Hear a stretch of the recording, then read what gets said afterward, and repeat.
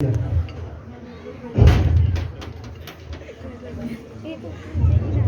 Feel हो रहा है खड़े होकर? बेटर। चलिए खड़े हो गए तो थोड़ी देर के लिए दुआ भी कर लेते हैं। मैं पास्टर साहब से गुजारिश करूँगा मेरे लिए दुआ करें और आप सब भी हमारे साथ दुआ में शामिल हों। सिरों को झुकाएंगे, दुआ करते हैं। शुक्र है मेहरबान जिंदा जलाली बाप खुदा बाप तेरा शुक्रगुजार हूँ, तेरी मोहब्बत तेरे प्यार तेरे फजल के लिए खुदा तेरा शुक्र करता हूँ। यीशु नाम में खुदा बेटे के लिए बरकत चाहता हूँ। यीशु के नाम से खुदा अपने नाम जलाल के लिए खुदा अपने कलाम के लिए इस्तेमाल कर। और खुदा हम यीशु चाहते हैं कि अपने पाक रूह का जोर दे और खुदा उन हर तरह के कमी कमजोरी को अलग करना और अपने नाम को जलाल बख्शना। तेरा शुक्र हो, बड़ी बरकत दे यीशु मसीह के नाम से, आमीन। शुक्रिया पास्टर। आज 5 कलमे अब तक आपने सुन लिए, बैठ जाएं। शुक्रिया। मैं तो खड़ी रहूंगी ना। अब तक आपने 5 कलमात सुने हैं और छठा कलमा जो मेरे हिस्से में आया वो है तमाम हुआ। इस कलमे की हवाला जो है इसका वो हमें मिलता है यूहन्ना की इंजील में। मैं तारिक भाई को चाहूँगा एक माइक तारिक भाई अगर ले लें तो मेरे साथ पढ़ने में रहनुमाई करें। तारिक भाई एक माइक ले लें ज़रा।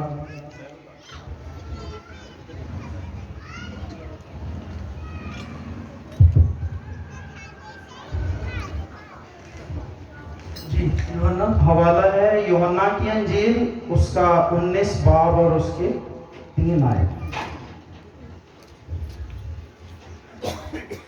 पूरे कलमे में खड़ी रहूंगी। और उसके पास आ कर कहने लगे, नहीं सॉरी, बस यस्सु ने यूहन्ना की इंजील 19 बाब 30 आयत 30। ठीक है 30 आयत जी। बस जब यीशु ने वो सिरका पिया तो बस जब यीशु ने वो सिरका पिया तो कहा कि तमाम हुआ, तो कहा कि तमाम हुआ और सर झुकाकर जान दे दी। और सर झुकाकर जान दे दी। आमीन। तमाम हुआ अगर इस आयत में हम देखें तो जो इस सलीबी कलमात के हवाले से जिस तरह आयतों में से कुछ वर्ड्स लिए हुए हैं तो इस आयत में जो मेन टाइटल वर्ड है वो है तमाम हुआ। उर्दू में तमाम हुआ, इंग्लिश में इट इज फिनिश्ड और इब्रानी में कला और यूनानी में इची हेस्टोलॉइस। इंग्लिश और उर्दू में तो इट्स फिनिश का मतलब हमें वही मिलता है कि तमाम हुआ, खत्म हुआ, कोई चीज मुकम्मल हो गई। जबकि यूनानी जुबान में जो लफ्ज यूज हुआ है इची एलेस्टॉइस, इस वर्ड का मतलब है कि कीमत देकर किसी को छुड़ा लेना। कीमत देकर किसी को छुड़ा लेना। क्योंकि पहले ऐसा हुआ करता था पिछले दौरों में कि जिस तरह अगर कोई किसी का मुआवजा अदा नहीं कर पाता था तो वो गुलाम बना लिया जाता था या वो मुजरिम होता था। तो ऐसा होता था कि जब कोई सौदागर या कोई भी तजारतकार जिसे मुलाजमों की ज़रूरत होती थी तो वो उसे उसका मुआवजा देकर खरीद लिया करते थे। तो इसी तरह ये जो ग्रीक वर्ड है, जो यूनानी वर्ड है इची एस्टेलॉइस, इसका भी मतलब ये है कि खरीद लिए गए। क्योंकि खुद यीशु मसीह ने सलीब पर अपनी जान देकर अपने खून के वसीला से हमें खरीद लिया। इस आयत को जब हमने पढ़ा कि जब यीशु ने वो सिरका पिया तो सिरके के बारे में मैं आपको बताता चलूं। आज तक हमने ये पढ़ा और सुना ही है कि ये सिरका पिया सिरका, लेकिन हम में से आज तक किसी को भी इस चीज़ का तजर्बा नहीं है कि सिरका कैसा होता है या उसकी तासीर क्या है। तो सिरके की तासीर ऐसी है कि एक हमारा दोस्त था, उसने एक दिन ट्राई के लिए सिरका पिया। उसने सोचा कि हम पढ़ते तो हैं यीशु ने सिरका पिया, लेकिन आज ट्राई करते हैं कि सिरका पीने के बाद क्या होता है। तो वो शख्स सिरका पीने के बाद 6 महीने तक हॉस्पिटल में एडमिट रहा। 6 مہینے تک، کیونکہ وہ بتاتا ہے کہ میرے جسم کے اندر ایسے جیسے سوئیاں چبھتی تھی، جلن ہوتی تھی، اور ایسا لگتا تھا کہ جیسے کوئی کاٹ رہا ہے مجھے، اور 6 مہینے تک اس کا علاج چلتا رہا، اور تب جا کے وہ اس کنڈیشن میں آیا کہ اسے گھر واپسی آنے کا راستہ ملا۔ اس طرح سے سرکے کی تاثیر ایسی ہے۔ اب تمام ہوا جو لفظ ہے، اگر اس پہ غور کریں تو کچھ ایسا محسوس ہوتا ہے کہ کچھ چل رہا تھا ابتدا سے، کوئی کام ایسا ہو رہا تھا کہ جو یسوع کے صلیب پر جان دینے سے ختم ہوا، مکمل ہو گیا۔ تو اس کام کو دیکھنے کے لیے جب بھی ہم کبھی اس کلمے پر غور کرتے ہیں، یا جب بھی ہمیں مواقع ملتے ہیں کہ ہم اس دن کو، اس کلمے کو یہاں بیان کریں، تو پھر لازمی بات ہے اس کلمے کو دیکھنے کے لیے ہمیں ابتدا میں بھی جانا پڑتا ہے، کیونکہ اس دنیا کے ہر کام کا جو شروعات ہے وہ باغ عدن سے ہوئی، اس لیے ہمیں تھوڑا سا ریفرنس وہاں سے بھی لینے پڑ جاتے ہیں تاکہ ہم دیکھیں کہ جی وہاں پہ کیا ہوا تھا۔ دوسری بات یہ ہے کہ باغ عدن کا نام آج تک ہم سنتے ہی آئے ہیں، لیکن آج تک ہم میں سے اکثر لوگ یہ نہیں جانتے کہ یہ جنت کا خوبصورت ٹکڑا کہاں تھا۔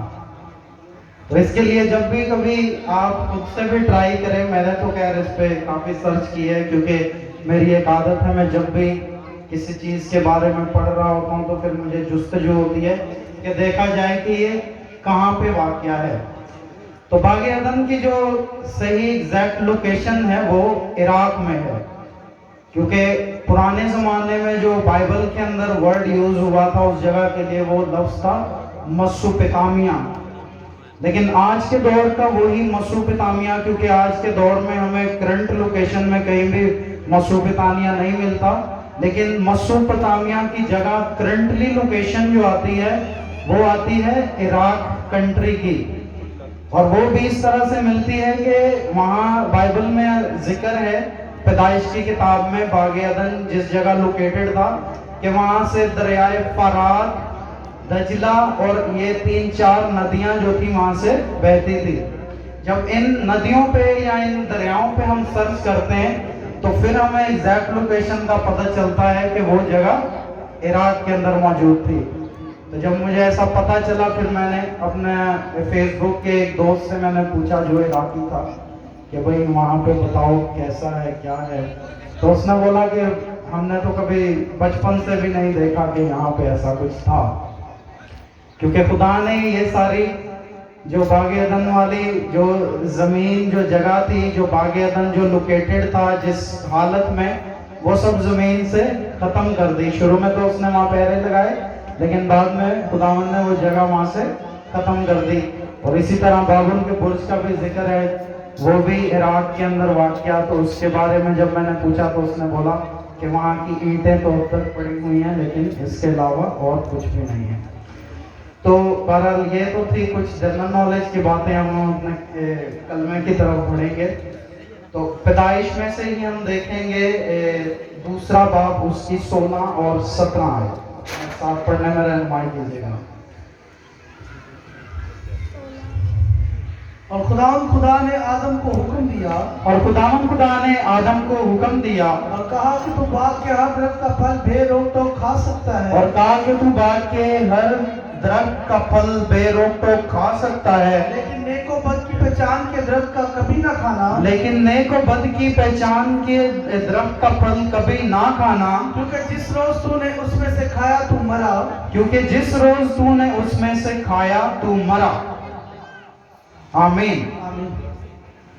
مطلب یہ ہوا کہ پھل کھانے سے پہلے تک موت کا کوئی تصور نہ تھا، لیکن جب آدم نے، ہوا نے خداوند کی حکم عدولی کی تو پھر موت کا بھی سلسلہ باغ عدن سے ہی سٹارٹ ہوا، کیونکہ باغ عدن دنیا کی وہ جگہ ہے جہاں سے ہر کام کی شروعات ہوئی۔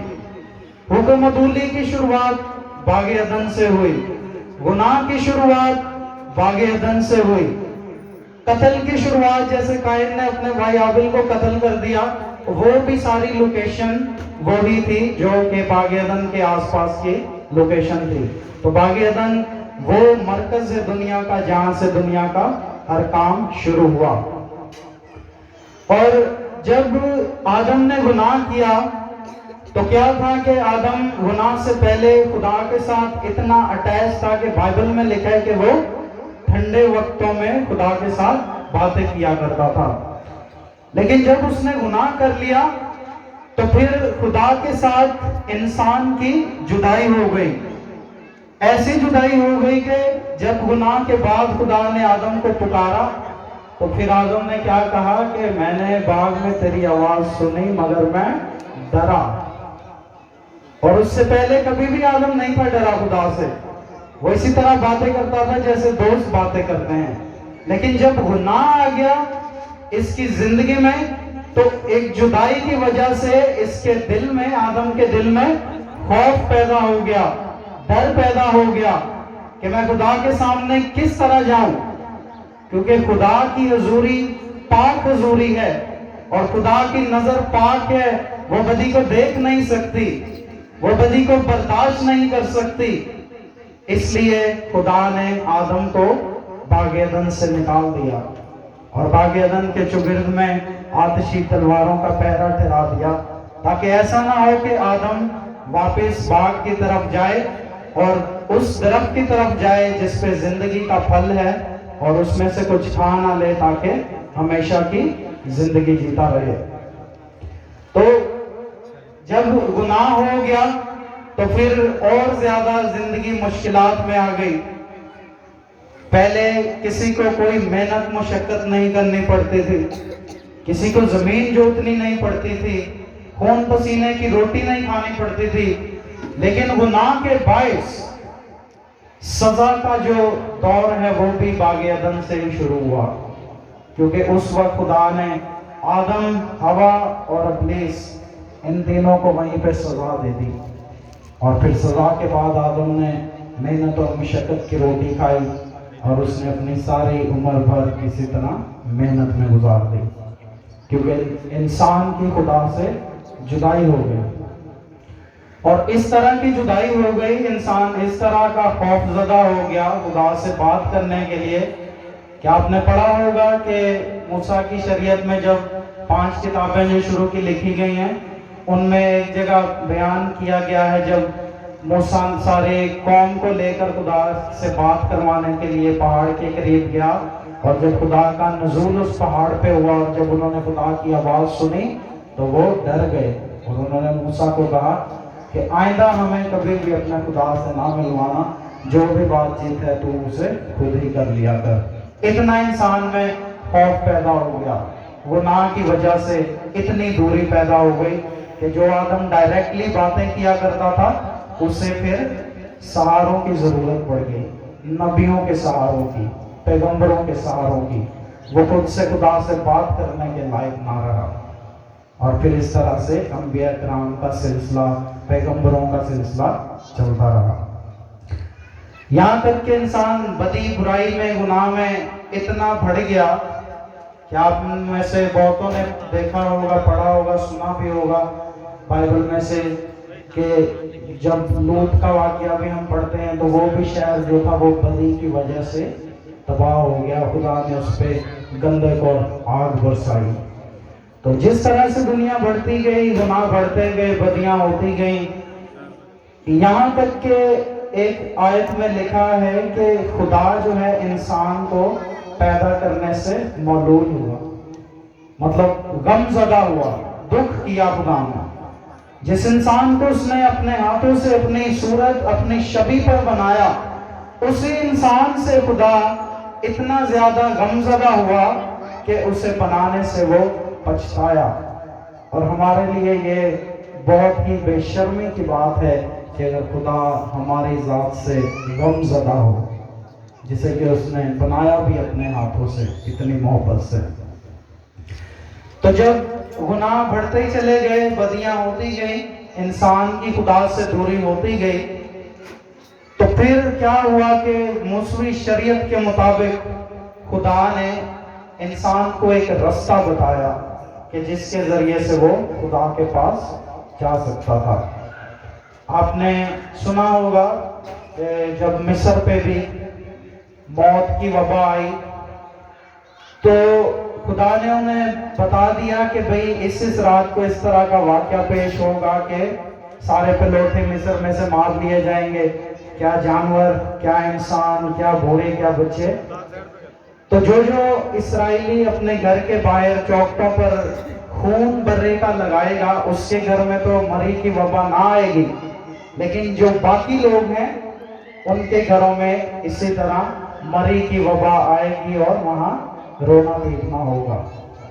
تو جب اسرائیلیوں نے اپنے گھروں کے آگے چوکٹوں پر برے کا لہو لگا دیا تو کیا ہوا کہ ان گھروں کی بچت ہو گئی، وہاں سے کسی کی ہلاکت نہیں ہوئی، اسرائیلی لوگوں کے گھرانوں میں سے کوئی مرا نہیں، لیکن مصری جو لوگ تھے ان کے کیا بوڑھے بچے، جوان، کیا جانور، کیا انسان، جتنے بھی پلوٹے تھے تمام کے تمام مارے گئے۔ تو جب یہ واقعہ پیش آیا، جب خدا نے انہیں خون لگانے کا کہا تو بنی اسرائیل کے ذہن میں اس وقت یہ بات اس وقت سے آ تو گئی ہوگی کہ خون کے ذریعے سے انسان کی ہلاکت سے بچت ہے۔ لیکن مزید جب وہ یہاں سے نکل گئے مصر سے اور جا کے اسرائیل میں بسنے لگے تو خداوند نے پہلے سے ہی موسیٰ کو کتابیں جو لکھوائیں 5، ان میں خدا نے سارا طور طریقہ سمجھا دیا، بتا دیا کہ تم اس طرح سے ہیکل بنانا اور اس طرح سے۔ جب ہیکل تیار ہو گئی تو پھر اس میں قربانیوں کو بھی سارا سلسلہ خدا نے انہیں بتایا۔ اور جب یہ قربانیاں شروع ہو گئیں تو کیا ہوا کہ چھوٹے بڑے گناہوں کے لیے چھوٹی بڑی قربانیاں، طرح طرح کی قربانیاں، کیونکہ بائبل مقدس میں لکھا ہے کہ خون بہائے بغیر معافی نہیں ہے۔ میرے ساتھ یہ حوالہ دیکھیے ذرا، عبرانیوں 9 باب اس کی 22 آیت ہے۔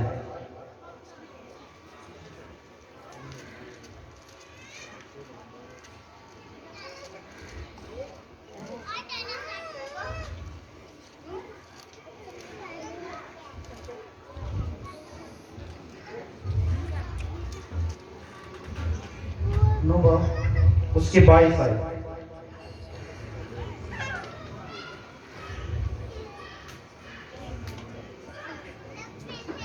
اور تقریباً سب چیزیں شریعت کے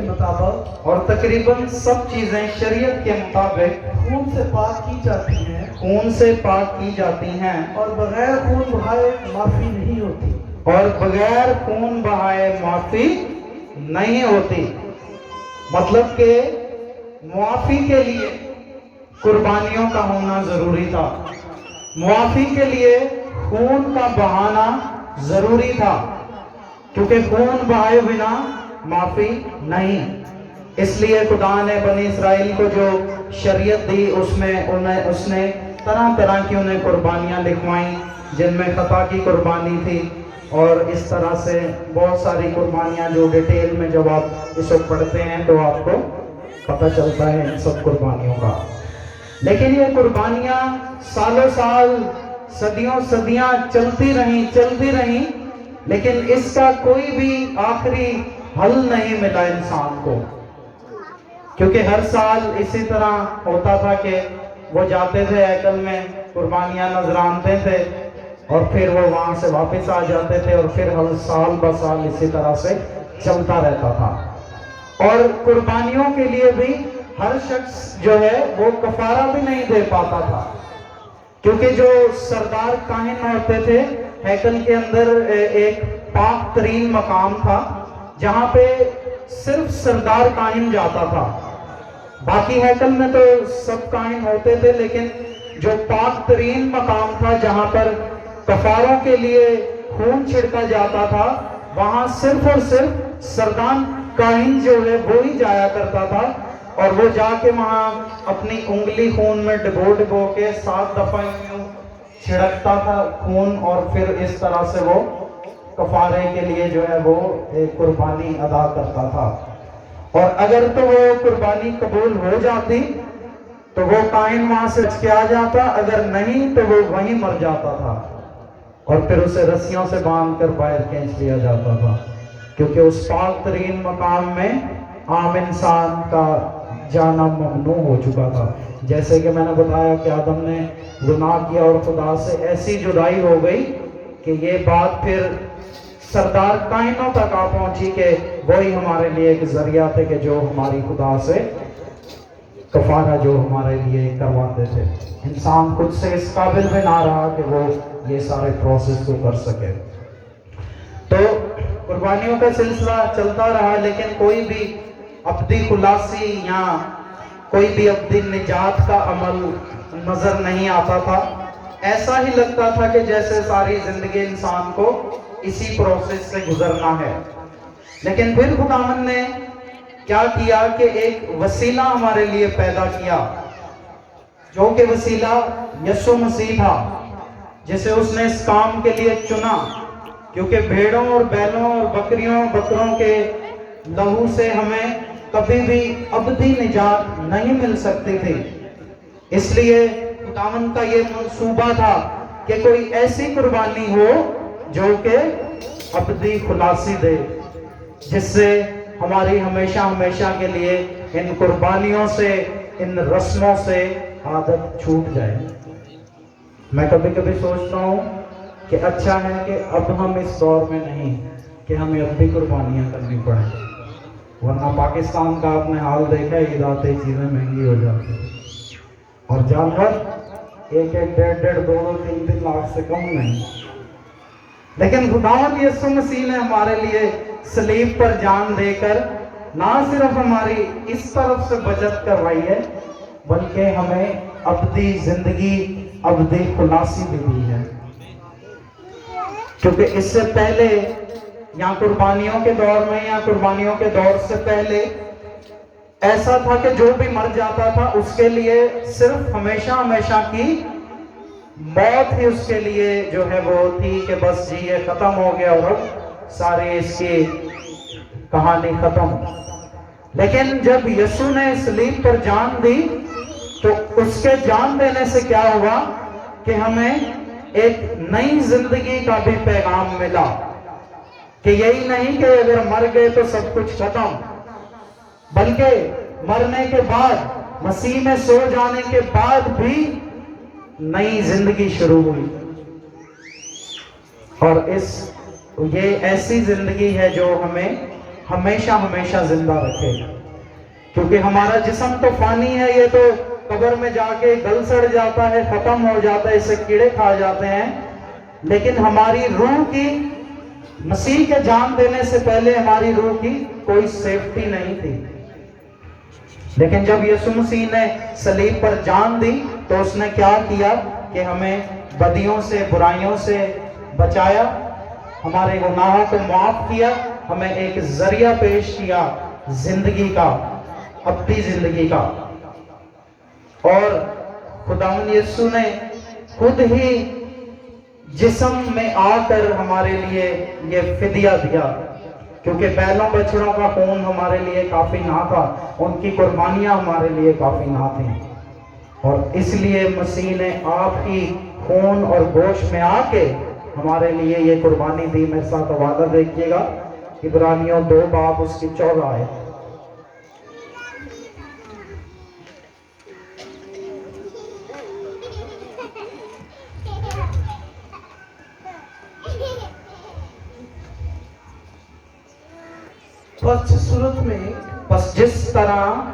پس جس صورت میں کہ لڑکے خون اور گوشت میں شریک ہیں، تو وہ خود بھی ان کی طرح ان میں شریک ہوا تاکہ موت کے وسیلہ سے اس کو جسے موت پر قدرت حاصل تھی یعنی ابلیس کو تباہ کر دے، اور جو عمر بھر موت کے ڈر سے غلامی میں گرفتار رہے، انہیں چھڑا لے۔ آمین۔ اس آیت پہ بھی غور کریں تو ہمیں اس میں یہی ملتا ہے کہ یسوع مسیح نے جس طرح لڑکے خون اور گوشت میں شریک ہیں، کیونکہ روح کا کفارہ نہیں ہوتا، ये काम बाप आसमानी खुद भी अंजाम दे सकते हैं, लेकिन सिर्फ रूह का कफारा नहीं है, इसलिए एक जिस्म की खून और गोश्त की जरूरत थी, जो कि यीशु मसीह ने इख्तियार किया। और हम जैसे लड़कों की तरह ही बनकर उसने, जिस तरह हम इंसान हैं, यीशु मसीह एक कामिल इंसान और एक कामिल खुदा था, क्योंकि उसमें जलाली रूह थी। चेरी इस तरह उसने खून और गोश्त बनाना में यार। इसने एक जिस्म लेकर हमारे लिए सलीब पर आकर फिदिया दिया, और इस फिदिया के जरिए से उसने हमें हमेशा हमेशा के लिए खरीद लिया। तो जो मैं वर्ड आपको शुरू में बता रहा था, एची टेलेसोई, जो कि ग्रीक जुबान का, यूनानी जुबान का लफ्ज है, ये तमाम हुआ का जो कलमा है, हमें उर्दू इंग्लिश में तो इसी तरह तमाम हुआ और इट्स फिनिश में मिलता है, लेकिन असल जो इसके सही मतलब है वो यूनानी जुबान में लिखे हुए हैं, क्योंकि उस दौर में यूनानी जो है वो इंटरनेशनल लैंग्वेज थी। और जितनी भी किताबें बड़ी बड़ी लिखी जाती, जितने बड़े बड़े डॉक्टर्स थे, या दुनिया के सारे जो बड़े तालीमी काम थे, यूनिवर्सिटियां थी, जो सारे के सारे सिस्टम थे वो यूनानी लैंग्वेज पे चलते थे, क्योंकि उस वक्त यूनानी लैंग्वेज इंटरनेशनल थी। और यूनान के जो लोग थे उन्हें बड़े साइंसदान और बड़े पढ़े लिखे लोग और बड़े समझदार लोग समझा जाता था। इसीलिए जब यीशु ने 4 दिन के मुर्दे लाजर को भी जिंदा किया, तो यूनानियों ने कहा 4 दिन में जिंदा करने का दरअसल एक मकसद एक ये भी था कि उस वक्त के जो यूनानी लोग थे वो कहते थे कि 3 दिन में तो हम भी मुर्दे को जिंदा कर सकते हैं। 26 मिनट। वो कहते थे हमारे पास ऐसी तिब है, ऐसी डॉक्टरी है कि हम 3 दिन के मुर्दे को तो हम भी जिंदा कर देते हैं। लेकिन जब यीशु मसीह ने 4 दिन के लाजर को जिंदा किया तो फिर वो भी परेशान हो गए, वो भी चौंक गए कि ये कैसी कुदरत का मालिक है कि जो 4 दिन के जिंदे को भी मुर्दा कर सकता है, मुर्दे को जिंदा कर सकता है। तो बताने का मकसद ये था कि यूनानी जुबान में ये लफ्ज लिखा गया था, और इसका मतलब यही है कि खून देकर कीमत देकर खरीद लेना। तो यीशु मसीह ने भी हमें कीमत देकर खरीदा, और कीमत देकर खरीद के साथ साथ ही उसने हमें अबदी खुलासी भी अता करा दी। इसके लिए मेरे साथ एक आखिरी आयत देखिएगा, इब्रानियों 9 उसकी 11 और 12 आयत। आधा घंटा हो गया खड़ी खड़ी। लेकिन जब मसीह आइंदा की अच्छी चीजों का सरदार काहिन होकर आया, लेकिन जब मसीह आइंदा की अच्छी चीजों का सरदार काहिन होकर आया, तो उस बुजुर्ग तर और कामिल तर खेमा की राह से, तो उस बुजुर्ग तर और कामिल तर खेमा की राह से, जो हाथों का बनाया हुआ, जो हाथों का बना हुआ, यानी उस दुनिया का नहीं, यानी उस दुनिया का नहीं, और बकरों और बछड़ों का खून लेकर नहीं, और बकरों और बछड़ों का खून लेकर नहीं, बल्कि अपना ही खून लेकर पाक मकान में एक ही बार दाखिल हो गया, बल्कि अपना ही खून लेकर पाक मकान में एक ही बार दाखिल हो गया, और अपनी खलासी कराई। और अपनी खुलासी कराई। आमीन। ये देखें, जो बात मैं पहले कर रहा था उसका जिक्र भी यहाँ पे आ गया है कि इंसान के बनाया हुआ जो खेमा था या जो मज़बा था, उसमें यही था कि पाक मकान में काहिन हर साल ब साल जाते और कफारे के लिए खून पेश किया करते, जबकि वो खेमा जो कि वो मज़बा था वो इंसान ने अपने ही हाथों से बनाया हुआ था। लेकिन इसमें इस आयत में ये लिखा हुआ है कि खेमा की राह से जो हाथ का बना हुआ, यानी इस दुनिया का नहीं, जो दुनिया मज़बे बनाती थी, जो दुनिया खेमे बनाती थी, वो नहीं, बल्कि यीशु मसीह ने अपने ही लहू से, भेड़ों बछड़ों के लहू से नहीं, बल्कि अपने ही खून लेकर पाक मकान में एक ही बार दाखिल हुआ। मतलब हर साल के साल नहीं। अब वो सिस्टम नहीं है कि हर साल कुर्बानियां दो, कि हर साल खून बहाओ, बछड़े बकरे खरीदो, बल्कि यीशु मसीह ایک ہی بار اپنا خون لے کر پاک مکان میں داخل ہو گیا اور اس نے ابدی خلاصی ہمیں بخشی.